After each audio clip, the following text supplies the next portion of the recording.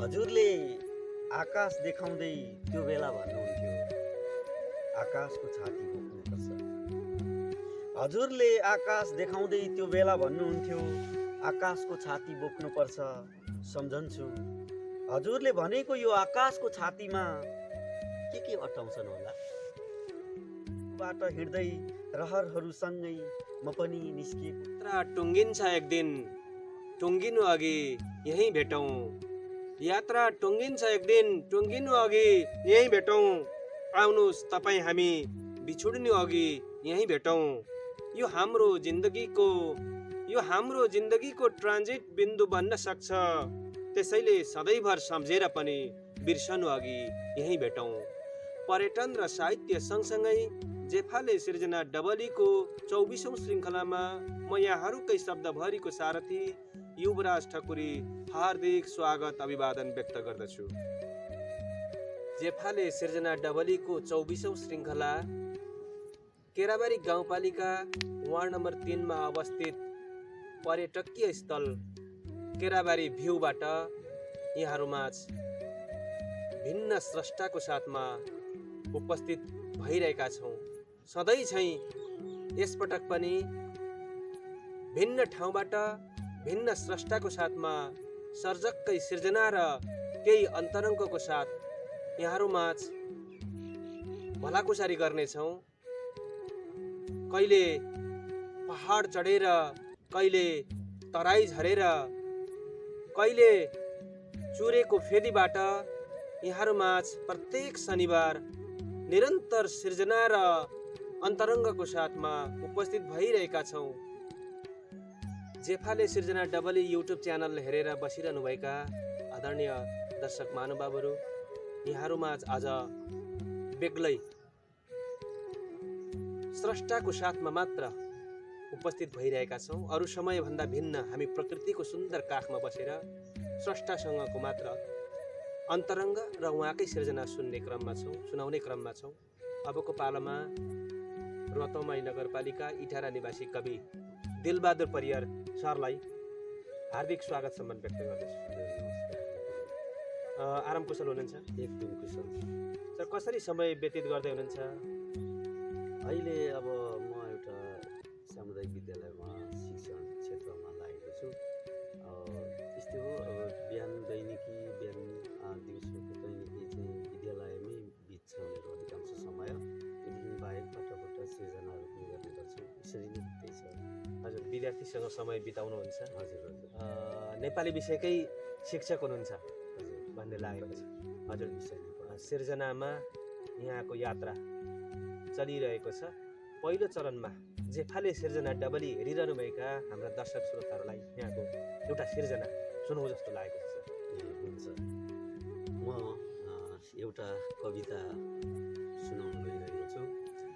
मेरो कविताको शीर्षक छ बाँचेको जिन्दगी। हरेक मान्छे जिन्दगीसँगै बाँचेको छ, थाहा पाएर नपाएर। हरेक मान्छे जिन्दगीसँगै बाँचेको छ, थाहा पाएर नपाएर। जितेर हारेर हरेक मान्छे जिन्दगीसँगै बाँचेको छ। कहिले जितमा हारेर, कहिले हारमा जितेर। हरेक मान्छे जिन्दगीसँगै यात्रामा छ। यो जिन्दगीको यात्रामा सकुशल यात्रीहरू जस्तै गरी आजसम्म बाँचेको यो जिन्दगी बोकेर म पनि जिन्दगी जिउँदैछु। जिन्दगीको यो यात्रामा सकुशल यात्रीहरू जस्तै गरी आजसम्म बाँचेको यो जिन्दगी बोकेर म पनि जिन्दगीसँगै सकुशल छु। यो यात्रामा हावा बेग बोकेर उत्तिन्छ, नदीहरू बग्छन्, चराहरू उड्छन्। यो यात्रामा हावा बेग बोकेर उत्तिन्छ, नदीहरू बग्छन्, चराहरू उड्छन्। जीवनमा सरल कुरा पनि जटिल, जटिल कुरा पनि सरल भएर फैलिएका अनगिन्ती जीवनका आयामहरू छन्। कहिले हावा मन भएर, कहिले पानी मन भएर सम्हालिन्छु। कहिले हावा मन, कहिले चरा मन भएर सम्हालिन्छु। विचार र शब्दहरूले पहाड फोरेर जीवनको सरगम खोज्दै खोज्दै नदीको बेग जस्तै पाइलाको गति चाल्छु। चराका चिरबिर चिरबिर आवाज सुन्दै, चराका चिरबिर चिरबिर आवाज सुन्दै हावाको स्पर्श लिएर यही कुइनेटहरूबाट हिँड्दै म पनि सपना बुन्छु। जिन्दगीको यो यात्रामा सकुशल यात्रीहरू जस्तै गरी आजसम्म बाँचेको यो जिन्दगी बोकेर म पनि जिन्दगीसँगै सकुशल छु।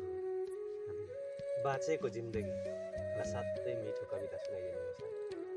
सरको कविता यात्रा, सिर्जना यात्रा कहिलेदेखि हो? अब पहिले हामी सानैदेखि विद्यालय तहमा पनि म सरस्वती मावि इटरामा अध्ययनरत थिएँ। त्यहाँनिर हामी एउटा बाल पत्रिका निकाल्थ्यौँ, बाल संसार भन्ने भित्ते पत्रिका हुन्थ्यो, त्यसमा निकाल्थ्यौँ। अनि त्यतिखेरदेखि यसो फाटोफुट्ट लेख्ने गरिन्थ्यो। पछि अलिकति साहित्यिक चेत हुँदै जाँदा सुकुना बहुमुखी क्याम्पससँग अलिकति जोडिन्छु। विद्यार्थी समाजलाई सम्झिनुपर्छ। अहिले म त्यहाँ सुकुना साहित्यिक विद्यार्थी समाजमा धेरै साथीहरू हुनुहुन्थ्यो। एउटा क्रियाशील साथीहरू, साहित्यिक जमात पनि त्यहाँनिर थियो। अनि त्यही सुकुना साहित्यिक विद्यार्थी समाजमा आबद्ध हुने मौका मैले प्राप्त गरेँ। त्यसपछि मेरो साहित्यिक यात्रा बढ्दै गयो। हजुर, सिर्जनाको एउटा टर्निङ पोइन्ट भनौँ, त्यहाँदेखि चाहिँ यहाँको अलिक मजाले सुरु नै भयो भनौँ। हजुर, हामी जेफाले सिर्जना डबरीको 24औं श्रृङ्खलामा छौँ। फेरि पनि सर एउटा कविता, यहाँको कविता नै विशेष मिठा लाग्छन् यहाँको, त्यो भएर कवितै सुनाउनुहोस्। म सडकमा कविता प्रस्तुत गर्दैछु। यो सहरको मध्य सडकमा ऊ भेटिन्छ, यो सहरको मध्य सडकमा ऊ भेटिन्छ। ऊ एक्लो छ, उसको घर छैन, ऊ एक्लो छ, उसको घर छैन, छिमेकी छैनन्, आफन्त र साथीभाइ छैनन्। ऊ हिँड्छ यो सडकमा, दिनमा घामको उज्यालो बोक्दै, रातमा जुनकिरीको धिपी धिपी बाल्दै, जाडोमा चिसिएर गर्मीमा सेकिएर प्लास्टिकका बट्टाहरू बटुल्दै, फ्यालिएका खानेकुराहरू टिप्दै खाँदै ऊ भेटिन्छ यो सडकमा। सडकमा नारा आउँछ, घर आउँदैन, जुलुस आउँछ, राहत आउँदैन। सडकमा नारा आउँछ, घर आउँदैन, जुलुस आउँछ, राहत आउँदैन। भाषण आउँछ, आफन्त आउँदैनन्, ताली आउँछ, माया आउँदैन। ऊ पेट छाम्छ र खिस्स हाँस्छ, ऊ नारा सम्झन्छ र मनमा नै सोध्छ, ऊ नारा सम्झन्छ र मनमा नै सोध्छ, कति मरेका होलान् रहरहरू। ऊ नारा सम्झन्छ र मनमा नै सोध्छ, यो सडकमा कति मरेका होलान् रहरहरू। यात्रीहरू कति बिचल्ली बनेका होलान्।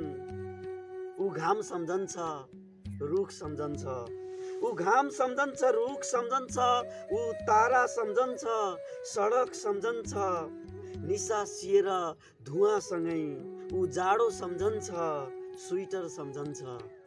निसासिएर धुवासँगै ऊ जाडो सम्झन्छ, स्वेटर सम्झन्छ। ऊ भाषण सम्झन्छ, जुलुस सम्झन्छ। जुलुस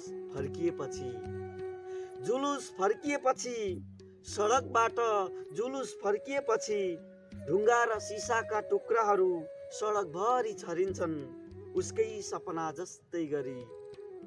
जुलुस फर्किएपछि ढुङ्गा र सिसाका टुक्राहरू सडकभरि छरिन्छन्, उसकै सपना जस्तै गरी। ऊ आफू सम्झन्छ र खुट्टा सम्झन्छ, ऊ पैताला सम्झन्छ र सडक सम्झन्छ, ऊ पैताला सम्झन्छ र सडक सम्झन्छ। असाध्यै मार्मिक सडक, समय सान्दर्भिक, देशको परिस्थितिसँग मिल्दोजुल्दो कविता। हजुर, अहिलेको अब राजनीतिक अवस्था पनि त्यही खालको छ।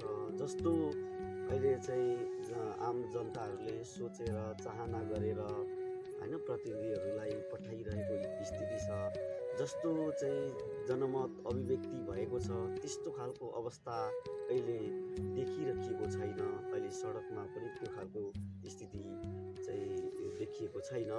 त्यही कुरालाई सर्जकको नाताले हजुर कविता मार्फत हाम्रो आवाज पठाइदिनु भएको छ। सङ्केतहरू हजुर असाध्यै मिठो छ सर। हामी निरन्तर पर्यटन र साहित्य सँगसँगै जोडिरहेका छौँ। यो प्रकृतिको सुन्दर काखमा बसेर पहाडको फेदी तराईको अलिकति माथि केराबारी मचिन्द्र चोकबाट 2 किलोमिटर मास्तिर केराबारी भ्यूबाट हामी प्रस्तुत भइरहेका छौँ। सरलाई कस्तो लागिरहेको छ? मलाई एकदम आनन्दको अनुभूति भइरहेको छ। सिर्जना र पर्यटन कस्तो लाग्छ सर? सिर्जनाले पर्यटन विकासमा कस्तो भूमिका खेल्छ? होइन, एकदम यो राम्रो भूमिका खेल्छ। मलाई के लाग्छ भने स्रष्टाहरू समाजका गहना हुन्। हामीले हाम्रा स्रष्टाहरूलाई सम्मान गर्नुपर्छ। हामीले हाम्रा स्रष्टाहरूलाई माया गर्नुपर्छ र समाज सुधारका क्षेत्रमा पनि स्रष्टाहरूको एउटा भूमिका रहन्छ।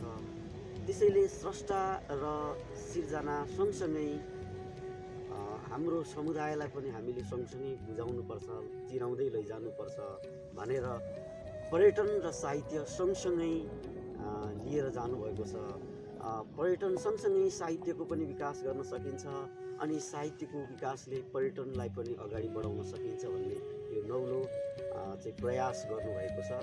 यो एकदम सराहनीय छ। हजुर सर, फेरि पनि एउटा कवितै सुनौ जस्तो लागेको छ सर। हुन्छ। हतारमा छु, सखारै घरबाट निस्किएका हुन्, पर्खी बसेका छन् उनीहरू। सखारै घरबाट निस्किएका हुन्, पर्खी बसेका छन् उनीहरू। स्कुल छिरेपछि स्कुलकै मैदानमा छेउैमा किताबको भारी बिसाएर म नपुगुन्जेल खेलिरहन्छन् उनीहरू। सखारै घरबाट निस्किएका हुन्, पर्खी बसेका छन् उनीहरू। स्कुल छिरेपछि स्कुलकै मैदानमा छेउैमा किताबको भारी बिसाएर म नपुगुन्जेल खेलिरहन्छन् उनीहरू। मुठीभरि धुलो बोकेर माटोमै लेख्छन्, मेटाउँछन्, माटोकै भात पकाई खेल्छन्। पढेर अक्षर, लेखेर अक्षर, ज्ञानी बन्नलाई स्कुल आएका यी आशा लाग्दा विद्यार्थीहरूले माटोको माया माटोबाटै सिकेका छन्। उनीहरू साहसका एक जत्था हुन्, उनीहरू साहसका एक जत्था हुन्। उफ्रन्छन्, टेक्छन्, कुद्छन्, चित्रकार भएर घर बनाउँछन्। घरभन्दा अलि ठुलो देखिने मान्छे बनाउँछन्।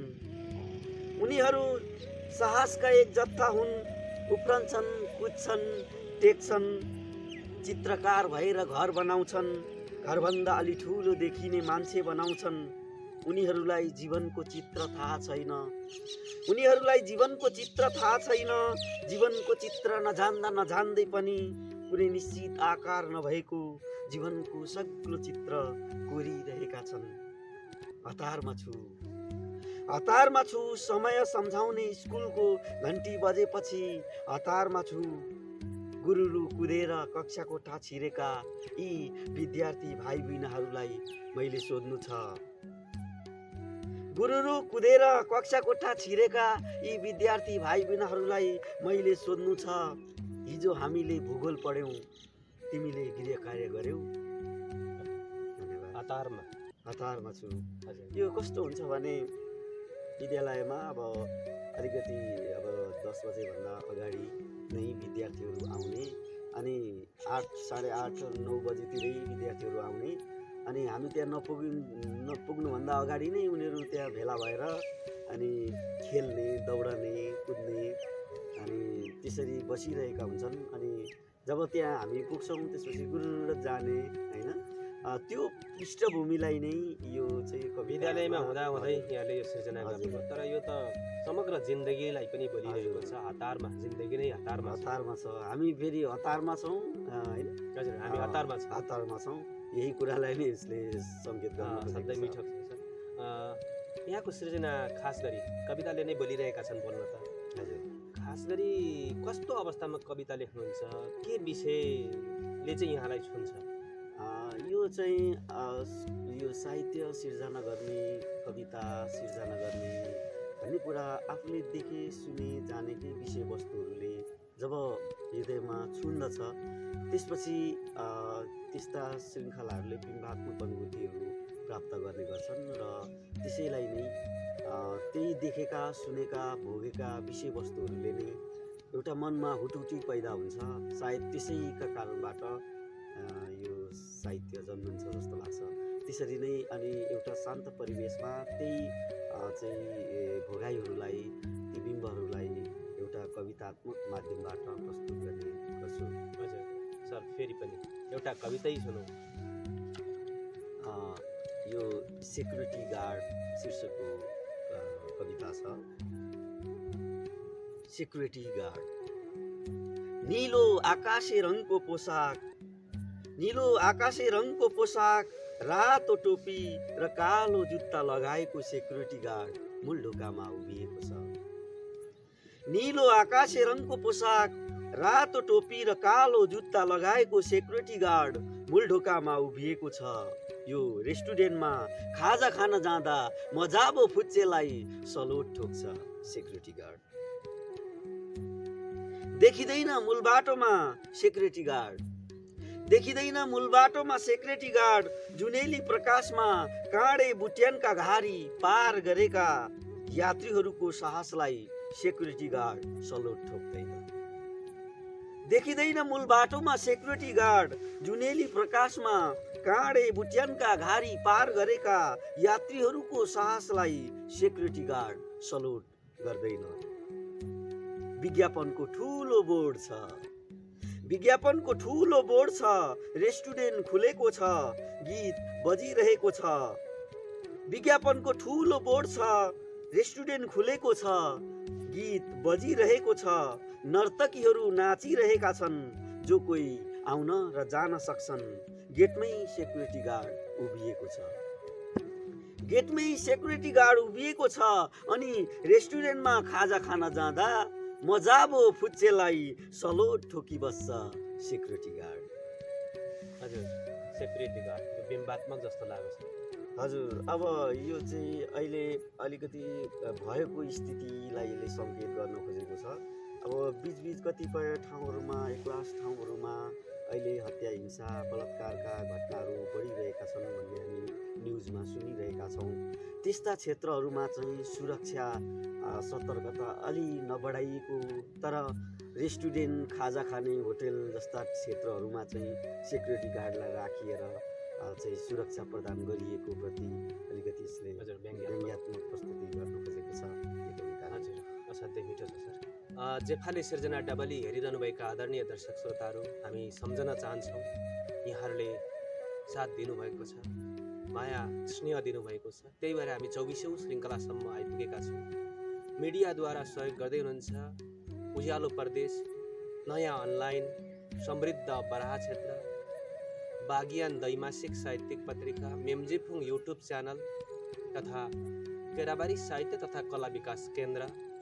यहाँहरूकै माया स्नेहले हामी यहाँसम्म आइपुग्न सफल भएका छौँ। सर्जक र सृजना र अन्तरङ्गको साथमा निरन्तर पर्यटन र साहित्य सँगसँगै जेफाले सिर्जना डबली यहाँहरूकै माझमा प्रस्तुत गरिरहेका छौँ। जेफाले युट्युब च्यानलबाट यहाँहरूले हेरिरहनु भएको छ। लाइक, कमेन्ट र सेयर, सब्सक्राइब पनि गरिरहनु भएको छ। अझै गरिदिनु होला, अझै माया गरिदिनु होला।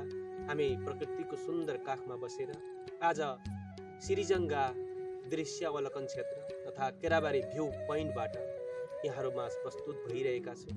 महेन्द्र राजमार्गदेखि 12 किलोमिटर उत्तर मचिन्द्र चोकदेखि अलिकति मास्तिर चुरेको फेदीमा यहाँबाट पूर्वको पर्यटकीय स्थल जेफाले भ्यू टावर पुग्न सकिन्छ। सिंहदेवी, साबिक सिंहदेवी गाविसको जेफाले एकदमै पूर्वको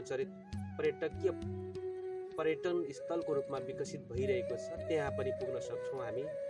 जेफालेबाट सुरु गरेको जेफाले सिर्जना डबली हामी भिन्न भिन्न ठाउँबाट अहिले अलिक व्यापक हुँदै गइरहेका छौँ। बेग्ला बेग्लै स्रष्टाको साथमा भिन्न भिन्न ठाउँबाट प्रकृतिको सुन्दर काखमा बसेर हामी यहाँहरू माझ सिर्जना सुनाउँदै उपस्थित भइरहेका छौँ। आजका स्रष्टा, विशेष स्रष्टा कवि दिलबहादुर परियारजीका कविता यहाँहरूलाई सुनिरहेका छौँ। माघ सकिएर फागुन लागेको छ, गर्मी महिना लाग्दैछ। हामी चिसोलाई त्यागेर गर्मीलाई स्वीकार गर्नुपर्ने अवस्था आइरहेको छ। हामी फागुनको यो 7 गते यहाँहरूमा प्रस्तुत भइरहेका छौँ। अबको क्रममा फेरि सरलाई एउटा कविताबाट नै दर्शक महानुभावहरूलाई कविता सुनाउँ जस्तो लागेको छ। हुन्छ। नियालेको आकाश शीर्षकको कविता नै वाचन गर्दैछु। हजुरले आकाश देखाउँदै त्यो बेला भन्नुहुन्थ्यो आकाशको छाती बोक्नुपर्छ। हजुरले आकाश देखाउँदै त्यो बेला भन्नुहुन्थ्यो आकाशको छाती बोक्नुपर्छ। सम्झन्छु हजुरले भनेको यो आकाशको छातीमा के अटाउँछन् होला। उसले टाउकोमा हात राखेर झोक्रँदा म माथिको आकाश प्रत्येक छातीमा हुनुपर्ने। उसले टाउकोमा हात राखेर झोक्रँदा म माथिको आकाश प्रत्येक छातीमा हुनुपर्ने। बोली नखुल्ने ओठहरू आकाशको मुस्कानमा हुनुपर्ने। वर्षौं भो पत्ता लाउन नसकेको हजुरले भनेको यो आकाशको छातीमा के अटाउँछन् होला। साँझ बिहान सबै भो निहालिरहेको अझै निहाल्दैछु। ठम्याएको छैन हजुरले उस बेलादेखि देखाउँदै आएको आकाशमा। आशाका किरणहरू कहाँ छन् र खोइ मैले कसै गरी देख्न सकिनँ। मैले आकाशमा रवि निहाले थिएँ, तारा निहाले थिएँ, मानवताका छापहरू, बाँसुरीका धुनहरू निहाले थिएँ। अझ भनौँ भने विश्वासका नाताहरू, श्रमका बाटाहरू र जीवनका उकाली ओह्राली लेख्ने कवि निहाले थिएँ। मेरो हजुर मैले निहालेको आकाश खुल्न हावा चल्नुपर्छ, पानी पर्नुपर्छ, बिहान हुनुपर्छ। निहालेको आकाश असाध्यै मिठो कविता। विशेष गरी यहाँको कविता बिम्बात्मक हुन्छन्। पहिलादेखि नै यस्तै लाग्थ्यो। समाजमा कविताले, सर्जकले कस्तो भूमिका खेल्नुपर्छ जस्तो लाग्छ? सर्जकले समाज सुधार गर्नका लागि धेरै भूमिका खेल्न सक्छ। अहिले अब साहित्यका माध्यमबाट सिर्जनाका माध्यमबाट समाजमा रहेका विकृति विसङ्गतिहरूको सुधारका लागि एउटा सर्जकले चाहिँ कलमका माध्यमबाट चाहिँ सुधार गर्नलाई भूमिका खेल्न सक्छ र भूमिका खेल्दै पनि आउनुभएको छ। धेरै स्रष्टा सर्जकहरूले उहाँहरूले चाहिँ जीवनका अनुभूतिहरू, संवेगहरूलाई साहित्यकै मार्फतबाट प्रस्तुत गर्दै समाज सुधारमा पनि ठुलो भूमिका खेल्नुभएको छ। हजुर, हामी समाज सुधारको अभियानमा, पर्यटन विकासको अभियानमा छौँ। सिर्जना मार्फत प्रकृतिलाई अझै कसरी सुन्दर बनाउन सकिन्छ भन्ने अभियानमा पनि छौँ। त्यही भएर सरलाई यो प्रश्न गरेँ। सर, फेरि पनि एउटा कविता हुन्छ। पर्खाइ शीर्षकको कविता। घरिघरि आकाश हेर्दै भुइँ हेर्दै यो फरुवा बोकेर, घरिघरि आकाश हेर्दै भुइँ हेर्दै यो फरुवा बोकेर, उकाउँदै माटाका चप्परी आलीका पुवालमा थुन्दै मिलाउँदैछु। घरिघरि आकाश हेर्दै भुइँ हेर्दै यो फरुवा बोकेर, उकाउँदै माटाका चप्परी यो खेतको आलीमा पुवालमा थुन्दै मिलाउँदैछु। मन न हो एकैछिनमा घाम भएर बालुवा भएर तातिँदै सेलाउँदै गर्छ। मनमनै कविता पनि कोर्छ। मन न हो एकैछिनमा घाम भएर बालुवा भएर तातिँदै सेलाउँदै गर्छ। अनि मनभित्र कविताहरू पनि कोर्छ। सपनालाई आहा बाटो मान्छेको मन, आकाश छौँ छौँ भन्छ, कहाँ सक्नु र जमिनबाट यो आकाश छुन। सपनालाई आहा बाटो मान्छेको मन, आकाश छौँ छौँ भन्छ, कहाँ सक्नु र जमिनबाट यो आकाश छुन। आफ्नै छाती दुख्छ, पर क्षितिजमा आकाशले भुइँ छुँदा घरिघरि आकाश हेर्दै भुइँ हेर्दै आफ्नै मन पोल्छ।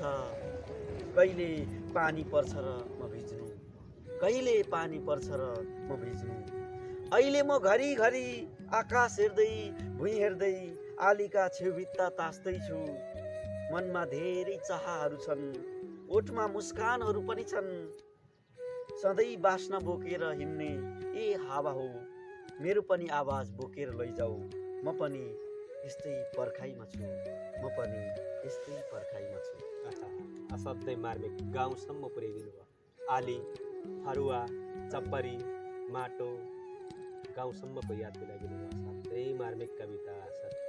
गाउँको बिम्बात्मक, गाउँ पर्खाइ जस्तो हजुर, यो कविता कसरी पुर्यो सर? यो कविता चाहिँ असारको पृष्ठभूमिलाई नै आधार बनाएको छ। वर्षायामको समयहरूमा अब त्यो खेतका आलीहरूमा एकदम गङ्गेटाहरूले मुसाहरूले होइन खोज्ने, अनि त्यो थुन्न जाने सन्दर्भलाई उठाउँदै, अनि चाहिँ अब कहिलेसम्म चाहिँ यस्तो अब बेलामा पानी पर्दिँदैन होइन, किसानहरूको समस्या एकातिर छ, मल बिउ बिजन समयमा किसानहरूले पाउन सकेको छैन, एकातिर किसानहरूको दर्दनाक अवस्था त्यस्तो छ।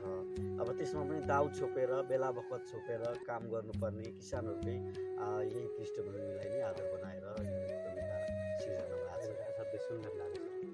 हामी कार्यक्रमको अन्तिम चरणमा छौँ। यहाँको माझमा कवि दिलबहादुर परियारजीका कविता र केही अन्तरङ्ग प्रस्तुत गरिरहेका छौँ। सर, अन्तिम चरणमा यहाँको एउटा कविता सुनाउन प्रस्तुत भएको छ। अन्तिम चरणमा छौँ। हुन्छ।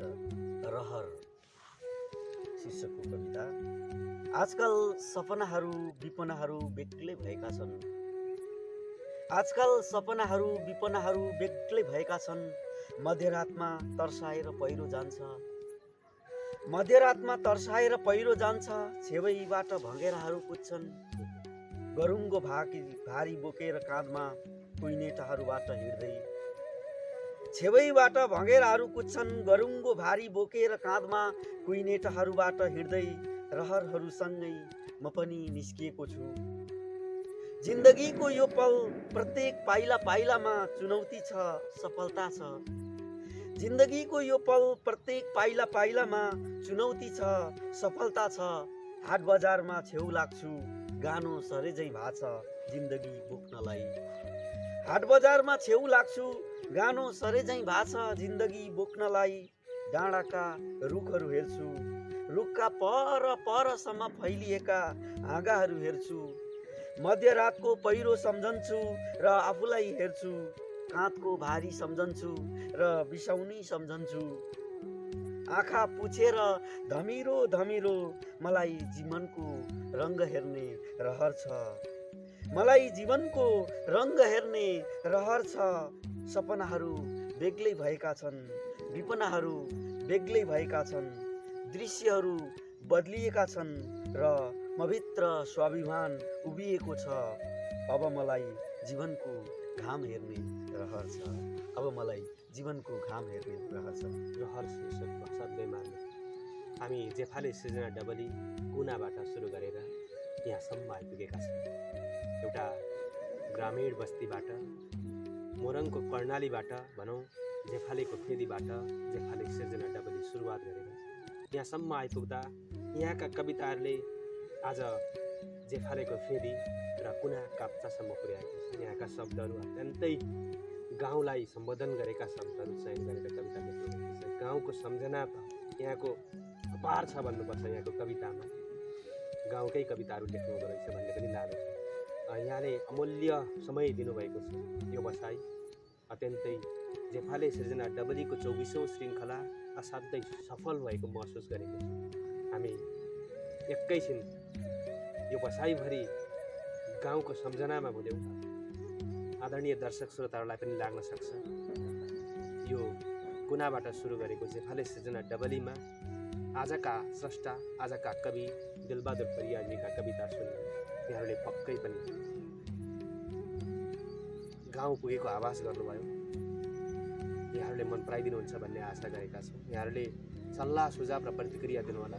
सर, अन्तिम चरणमा जेफाले सृजना डबली हेरिरहनुभएका आदरणीय दर्शक श्रोताहरूलाई केही भन्नु। मलाई पनि धेरै आनन्द आइरहेको छ। यो चाहिँ एउटा साहित्यिक माहौलमा अहिले केही समयदेखि म अलिकति ओझेल भइरहेको थिएँ। एउटा शैक्षिक क्षेत्रको कार्यव्यस्तता र अरू अरू कामका कारणबाट पनि यो बाटो अलिकति ओझेलमा पर्दै थियो। यो मोरङको म दक्षिणी सिमानाको भेगबाट यहाँ उत्तरको केराबारीसम्मको यात्रामा सहकार्य गर्न जोड्नलाई यो मौका दिनुभयो। त्यसका लागि म जेफाले सिर्जना डबलीप्रति हार्दिक आभारी छु।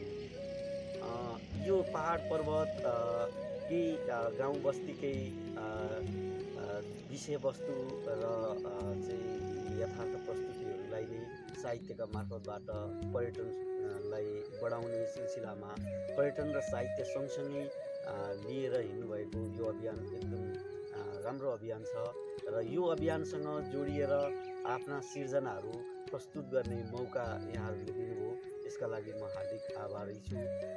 त्यसै यो कार्यक्रम हेरेर सुरुदेखि अन्त्यसम्म हेरेर चाहिँ साथ दिनुभयो। कार्यक्रम हेरेर साथ दिनुहुने सम्पूर्ण दर्शक श्रोताहरूप्रति पनि म हार्दिक आभारी छु। हजुर, अहिलेको लागि बिदा हुन चाहन्छु। हवस्। जेफाले सिर्जना डबलीको 24औं श्रृङ्खला यहाँहरूमा कविता विशेष प्रस्तुति लिएर उपस्थित भयौँ। प्रकृतिको यो सुन्दर काख महेन्द्र राजमार्ग खोर्सानीदेखि अलिकति माथि 12 किलोमिटर माथि, केराबारी बजारदेखि 3 किलोमिटर 2 किलोमिटर अलिकति माथि यो केराबारी भ्यू श्रीजङ्गाद्री सलकन क्षेत्रबाट हामीले यहाँहरूमा कविता र केही अन्तरङ्गसहित पस्किएका छौँ। हेरेर सल्लाह सुझाव र प्रतिक्रिया दिनुहोला। जेफाले सिर्जना युट्युब च्यानल लाइक, कमेन्ट र सब्सक्राइब पनि गर्न नभुल्नुहोला। हामी निरन्तर यहाँहरूमा भिन्न भिन्न ठाउँबाट भिन्न भिन्न स्रष्टाको साथमा प्रत्येक शनिबार उपस्थित भइरहनेछौँ। समय अझै पनि विषम छ। यो विषम परिस्थितिको बावजुद पनि सिर्जना मार्फत यहाँहरूमा आइरहनेछौँ। आफू बाँचौँ र अरूलाई पनि बचाउँ भन्दै म यहाँहरूकै शब्दभरिको सारथी युवराज ठकुरी बिदा हुने अनुमति चाहन्छु। नमस्कार। जय पर्यटन साहित्य।